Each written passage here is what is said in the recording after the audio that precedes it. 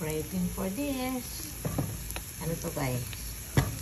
Ito ay ang banana Q. So, syempre, kailangan lagyan natin ng sugar, coconut sugar. At yung, ano ko pala, yung aking, ano tawag dito, mantika ay coconut mantika din. Ito.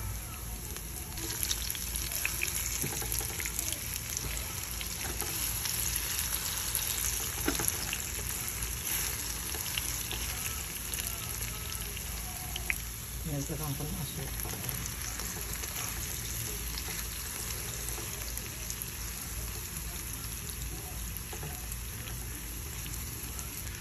So, may kamote pala ako kaya ginawa ko na rin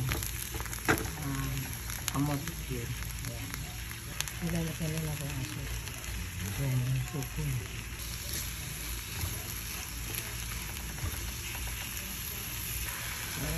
Ayan. Ito na yan. Ito naman yung sarko natin. So, ayan na guys. Tinanggal ko yung kanyang mantika. Tikman nga natin.